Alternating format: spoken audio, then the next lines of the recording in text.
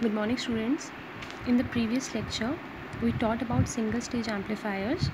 Now let's start with the multi-stage transistor amplifier. So before starting with the multi-stage transistor amplifier, we must know that what multi-stage transistor amplifier is. Transistor circuit. A transistor circuit containing more than one stage of amplification is known as multi-stage transistor amplifier. As we get from this definition, एक transistor circuit जहाँ पे more than एक से ज़्यादा stages होंगी किसकी amplification की, उसको हम मल्टी स्टेज ट्रांजिस्टर एम्पलीफायर कहते हैं. जहाँ पे हमारा जो सिग्नल है वो डिफरेंट स्टेजेस में उसकी एम्पलीफिकेशन होगी, उसको हम मल्टी स्टेज ट्रांजिस्टर एम्पलीफायर कहते हैं. सो आज जैसे आप देख सकते हैं यहाँ पे ब्लॉक डायग्राम है 3 स्टेज एम्पलीफायर की, मल्टी स्टेज ट्रांजिस्टर एम्पलीफायर की. ठीक है, in a multi stage amplifier number of single amplifiers are connected. बहुत सारे सिंगल एम्पलीफायर्स कनेक्टेड. जैसे इनपुट में हमारा सिग्नल गया, पहले फर्स्ट स्टेज पे गया, देन उसकी कपलिंग हुई, देन उसका सेकंड स्टेज पे वो सिग्नल गया, देन फिर उसकी कपलिंग हुई, देन थर्ड स्टेज पे गया, देन हमें आउटपुट मिला. इसका मतलब है कि हमारा जो सिग्नल है उसकी डिफरेंट स्टेजेस पे एम्पलीफिकेशन हुई. This is known as a multi stage transistor amplifier. In practical applications, the output of a single stage amplifier is usually insufficient, though it is a voltage or a power amplifier. Hence, they are replaced by the multi-stage transistor amplifiers. मतलब ये है कि जब हमने अपनी practical applications हमने देखी, हमने प्रैक्टिकली किसी भी चीज़ को यूज़ किया, तो हमने ये देखा कि जो हमारा सिंगल स्टेज एम्पलीफायर जो हमने पहले पढ़ा, सिंगल स्टेज एम्पलीफायर का जो हमारा आउटपुट जो हमें मिलता है वो इतना सफिशेंट नहीं है. मतलब सिग्नल में हमारी कुछ डिस्टॉर्शंस हमें मिली होंगी, दो बेशक वो वोल्टेज और पावर एम्पलीफायर हो, कोई भी हो, बट हमारा जो आउटपुट है वो यूजुअली इनसफिशेंट हमें मिला. इसलिए हमने उसको किससे रिप्लेस किया? मल्टी स्टेज ट्रांजिस्टर एम्पलीफायर से. मल्टी स्टेज एम्पलीफायर की ज़रूरत क्यों पड़ी? क्योंकि सिंगल स्टेज एम्पलीफायर में जो हमारा आउटपुट था वो इनसफिशेंट था. उस इनसफिशेंट आउटपुट को प्रॉपर करने के लिए हमने उसको रिप्लेस किया by the multi stage transistor amplifier से. इन मल्टी स्टेज एम्पलीफायर्स में जो हमारा आउटपुट है फर्स्ट स्टेज का, उसको हमने कपल किया है to the input of the next stage के साथ. ठीक है, using a coupling device. These coupling device can usually भी, ये कपलिंग डिवाइस एक कैपेसिटर भी हो सकती है, एक ट्रांसफार्मर भी हो सकती है. The process of joining two amplifier stage एक प्रोसेस है जिससे हम जॉइन करते हैं दो एम्पलीफायर के स्टेजेस को यूजिंग अ कपलिंग डिवाइस. उसको हम कास्केडिंग कहते हैं. जो अगर आपको कोई भी पूछेगा व्हाट इज़ कास्केडिंग, तो आप ये कह सकते हैं जो प्रोसेस है जिसमें हम दो एम्पलीफायर स्टेजेस को जॉइन कर सकते हैं यूजिंग अ कपलिंग डिवाइस, उसको हम कैस्केडिंग कहते हैं. ठीक है, अब बात आती है कि पर्पस क्या है कपलिंग डिवाइस का, क्यों हम कपलिंग डिवाइसेस यूज़ करते हैं. जो बेसिक पर्पस है कपलिंग डिवाइसेस का वो ये है टू ट्रांसफ़र द AC, ताकि हम AC को ट्रांसफ़र कर सकें from the output of one stage to the input of next stage. Coupling device अगर हम क्यों पूछें कि हम मल्टी स्टेज एम्पलीफायर में कपलिंग क्यों यूज़ करते हैं, आप इसका आंसर ये बता सकते हैं AC को ट्रांसफ़र करने के लिए. कहाँ से? Output of the one stage to the input of the next stage. ठीक है, इसलिए हमें कपलिंग डिवाइस वहाँ पे यूज़ करनी पड़ती है. और किस लिए यूज़ करनी पड़ती है? टू ब्लॉक द DC को ब्लॉक करने के लिए, to pass from the output of the one stage. DC को ब्लॉक करता है ताकि वो आउटपुट एक स्टेज के आउटपुट से आगे ना जाए to the input of the next stage. ठीक है, विच मीन्स हम आइसोलेट करते हैं DC की कंडीशंस पे. ठीक है, which means to isolate the DC conditions को वो आइसोलेट करता है, DC सिग्नल को आगे पास नहीं होने देता एक आउटपुट ऑफ वन स्टेज से the input of the next stage में.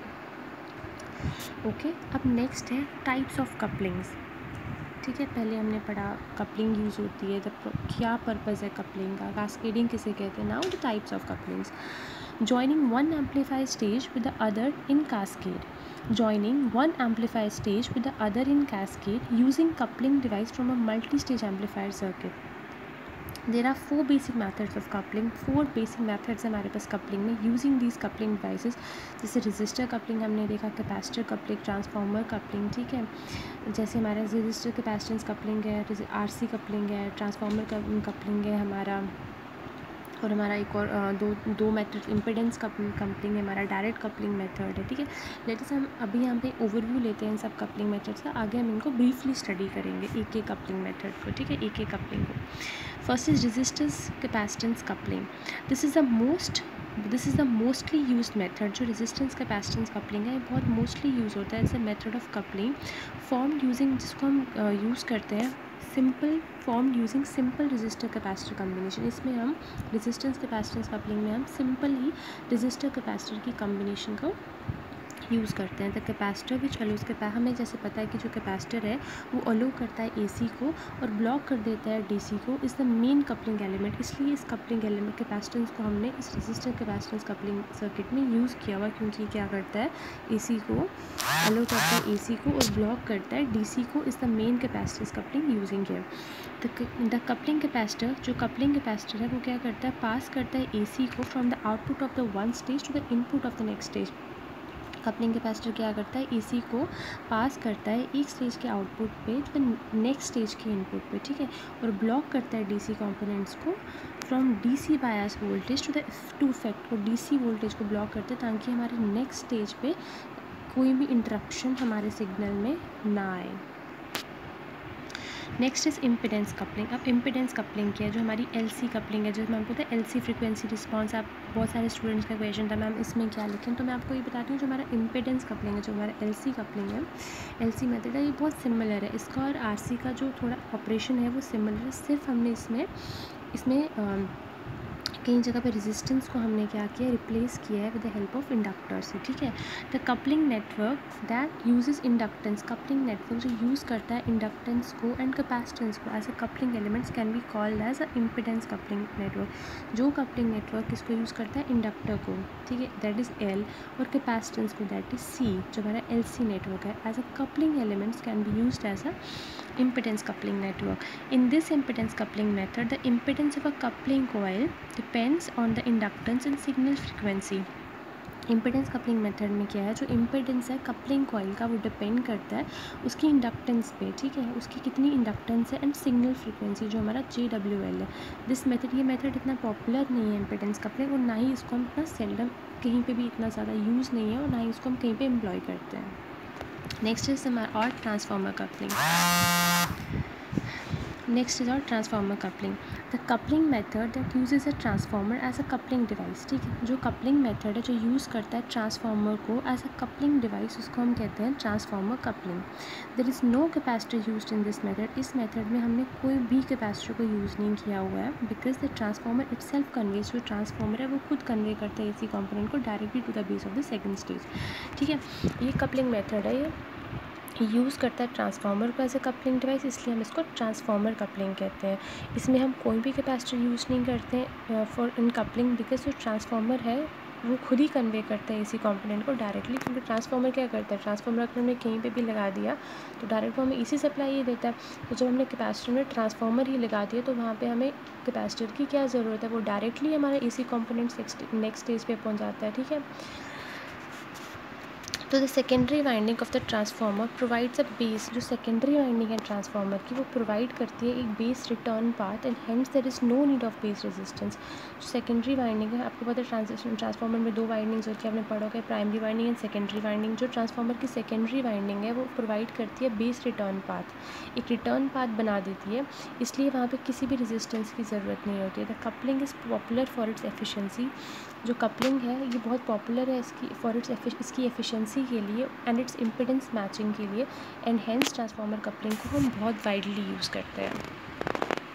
Next is our direct coupling. अब डायरेक्ट कपलिंग क्या है, in the previous amplifier stage is connected, अगर if the previous amplifier stage, अगर पहली वाली एम्पलीफायर स्टेज को हमने कनेक्ट किया है नेक्स्ट एम्पलीफायर स्टेज के साथ डायरेक्टली, उसको हम डायरेक्ट कपलिंग कहते हैं। अगर एक एम्पलीफायर स्टेज को हमने दूसरी एम्पलीफायर के स्टेज के साथ डायरेक्ट लगाया हो उसको हम डायरेक्ट कपलिंग कहते हैं। The individual amplifier stage bias conditions are so design, इनकी कंडीशंस को ऐसे डिज़ाइन किया हुआ होता है कि 1 second students, the individual amplifier stages bias conditions are so designed that the stages can be directly connected without DC isolation। जो individual amplifier stage bias conditions है इसको ऐसे डिज़ाइन किया गया है कि इसको हम डायरेक्टली कनेक्ट कर सकते हैं बिना DC की आइसोलेशन से, ठीक है, without DC isolation. The direct coupling method is mostly used when the direct coupling method हम कहाँ यूज़ करते हैं, when the load is connected, जब हमारा जो लोड है वो सीरीज़ में कनेक्ट होता है with the output terminal of the active circuit element. कहाँ पे, output terminal of the active circuit element, like for example headphones हो गए, लाउड स्पीकर्स हो गए, वहाँ पे, ठीक है। Next is advantages and applications of multi stage amplifier. ठीक है, the first advantage of the multi stage amplifier are flexibility. ये बहुत फ्लेक्सिबल है, ठीक है, within input and output impedance के लिए बहुत फ्लेक्सिबल है, इनपुट के लिए भी और आउटपुट के लिए एंड हायर गेन के लिए भी। और इसकी एप्लीकेशन क्या है, the multi stage amplifier applications are it can be use to increase. देखो, हमने मल्टी स्टेज एम्पलीफायर को क्यों यूज़ किया, क्योंकि जो हमारा सिंगल स्टेज एम्पलीफायर का आउटपुट था वो इतना सफिशिएंट नहीं था, दैट इज़ वाई हमें मल्टी स्टेज एम्पलीफायर को यूज़ करना पड़ा। और मल्टी स्टेज एम्पलीफायर की एप्लीकेशन क्या क्यों यूज़ करना पड़ा, क्योंकि हमारे ये इंक्रीज़ करता है हमारे एक्सट्रीमली वीक सिग्नल को टू द यूटिलाइजेबल लेवल्स तक, ताकि हम उस सिग्नल को यूटिलाइज़ कर सकें उस लेवल तक। ये हमारे जो वीक सिग्नल को है उसको इंक्रीज़ करता है, इंक्रीज़ भी करता है। और जो डिस्टॉर्शन लेवल है, जैसे मैंने आपको बताया सिंगल स्टेज एम्पलीफायर में तो हमें इतना मतलब आउटपुट अच्छा सफिशिएंट नहीं मिलता था और बहुत सारी डिस्टॉर्शंस मिलती थी। यही रीज़न था हमें मल्टी स्टेज एम्पलीफायर को इंट्रोड्यूस करना पड़ा।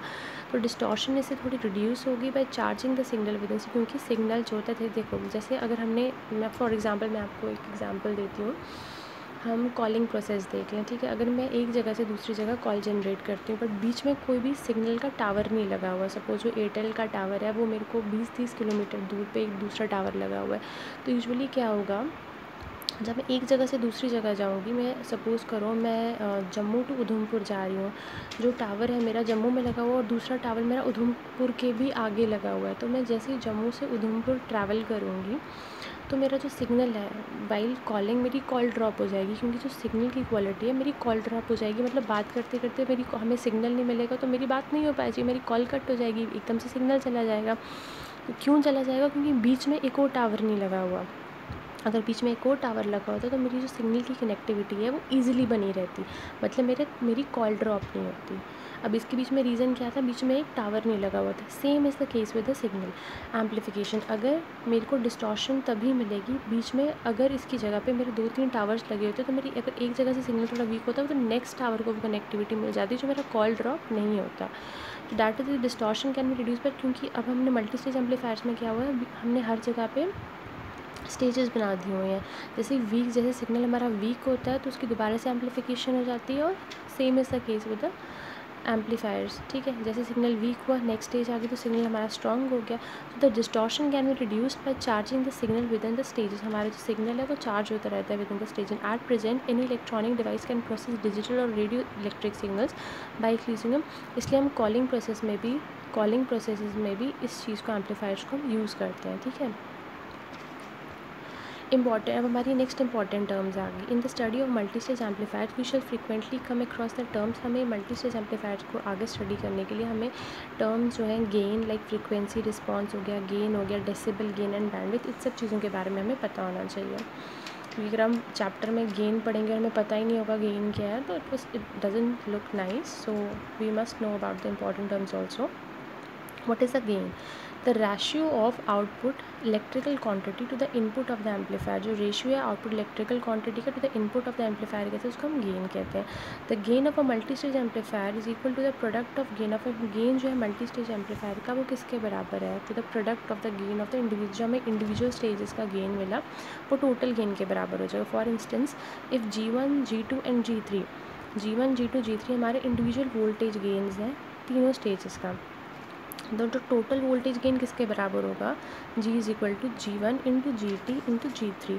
It is a worthwhile to mention है that in practice total gain G is less than, जो टोटल गेन G होगा वो कम होगा G1, G2, G3 due to the loading effect of the next stage, ठीक है। तो यहाँ से मुझे लगता है आपको गेन टर्म समझ आ गई होगी। Next is frequency response. The voltage gain of an amplifier varies with the signal frequency. देखो जो वोल्टेज गेन है एम्पलीफायर का, गेन जो एम्पलीफायर का गेन है वो वेरी करता है सिग्नल की फ्रीक्वेंसी के साथ। देखिए जैसे हमारी फ्रीक्वेंसी कम है हमारा वोल्टेज गेन कम होगा, जैसे हमारी फ्रीक्वेंसी बढ़ेगी हमारा वोल्टेज गेन बढ़ेगा, जैसे हमारी फ्रीक्वेंसी डाउन होगी हमारा वोल्टेज गेन भी डाउन होगा। सो हम ये कह सकते हैं जो वोल्टेज गेन ऑफ एम्पलीफायर है वो वैरी करता है सिग्नल की फ्रीक्वेंसी के साथ। जैसे जैसे फ्रीक्वेंसी हाई होगी वोल्टेज गेन हाई होगा, फ्रीक्वेंसी डाउन होगी वोल्टेज गेन डाउन हो जाएगा। इट इज़ बिकॉज क्यों है ये, क्योंकि reactance of the capacitor in the circuit, because reactance जो कैपेसिटर की रिएक्टेंस है सर्किट में वो चेंज करता है सिग्नल फ्रीक्वेंसी का और hence effects the output voltage. जो हमने कैपेसिटर लगाए हुए हैं सर्किट में वो क्या करते हैं, चेंज करते हैं सिग्नल की फ्रीक्वेंसी को और इफेक्ट करते हैं हमारी आउटपुट की वोल्टेज को। जो कर्व है between voltage gain and signal frequency of an amplifier, जो कर्व है, अब फ्रीक्वेंसी रिस्पॉन्स क्या है? फ्रीक्वेंसी रिस्पॉन्स अगर आपसे पूछे what is a frequency response, you must say that is a curve between the voltage, जो कर्व है between voltage gain and signal frequency of an amplifier is known as a frequency response. इसको हम frequency response कहते हैं। इस figure में आप देख सकते हैं जैसे जैसे हमारी फ्रीक्वेंसी रिस्पॉन्स इंक्रीज़ हो रही है हमारा वोल्टेज गेन भी इंक्रीज़ हो रहा है, फ्रीक्वेंसी रिस्पॉन्स कम हो रहा है हमारा वोल्टेज गेन भी कम हो रहा है। Figure shows the frequency response of a typical amplifier. The gain of the amplifier increases as a frequency increases from zero till it becomes maximum, that is F R. ठीक है, called जिसको हम resonant frequency. What is F R? That is और resonant frequency. If the frequency of the circle increase, अगर frequency जो है circuit की signal की वो इंक्रीज़ होती है एफ आर से ज़्यादा, रेजोनेंट फ्रीक्वेंसी से ज़्यादा, जो हमारा गेन है वो डिक्रीज़ हो जाएगा। ये बात जब याद रखिएगा, जब फ्रीक्वेंसी हमारे सिग्नल की इंक्रीज़ होती है बियॉन्ड एफ आर, जो हमारा गेन है वो डिक्रीज़ हो जाता है। Now third is decibel gain. What is a decibel gain? Although the gain of amplifier can be expressed as number, yet it is a great practical importance to assign it a unit. जो gain है amplifier का वो numbers में हो जाएगा, but इसका unit भी होना चाहिए। तो यूनिट जो उसको हमने असाइन किया वो दैट इज़ बेल, और डेसिबल दैट इज़ डीबी, जिसको हम डीबी से डिनोट कर सकते हैं। The common logarithm log to the base 10 of power gain is known as the power gain. That is power gain हमारा किसके इक्वल है? log 10 out p out by p in bel. Bel क्या है? ये unit है gain का।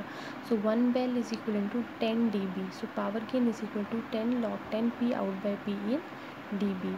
Next is bandwidth. What is a bandwidth? The range of a frequency over which the maximum voltage gain is equal to or greater than 70.7% of the maximum gain is known as a bandwidth. जो range है frequency की जिस पे voltage gain, frequency की range जिसमें voltage gain हमारा greater than होगा 70.7% of the maximum gain, जिसमें हमारा वोल्टेज गेन ज़्यादा होगा कितने परसेंट? 70%। हमारे मैक्सिमम गेन की जो लिमिट है उसको हम बैंडविड्थ कहेंगे। जैसे हम, ये मैंने नीचे लिखा हुआ, तो human ear is not a very sensitive hearing device. जो ह्यूमन हेयर है वो इतना सेंसिटिव हेयरिंग डिवाइस नहीं है। It has been found that if the gain falls, देखा गया है अगर हमारा जो गेन है वो फॉल करता है, गिरता है 70.7% से ऑफ द मैक्सिमम गेन, जो हमारा एयर है वो उस चेंज को ना डिटेक्ट नहीं कर पाएगा।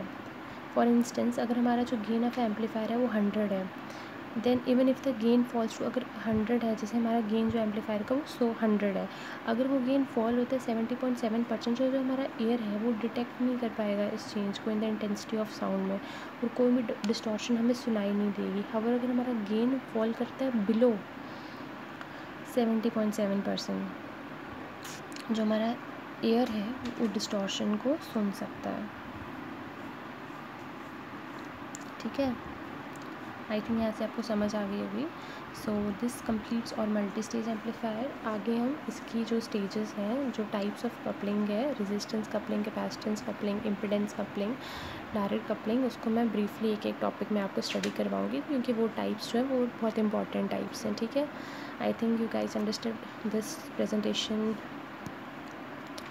इन अ वेरी सीरियस वे। आप इन यूट्यूब लिंक्स को देखो और मेरे चैनल को लाइक करो, सब्सक्राइब करो, and I want more and more views, so just go through this topic. And notes जैसे मैं आपको प्रोवाइड नहीं कर रही हूँ, सब कुछ मैं प्रेजेंटेशन में लिख रही हूँ।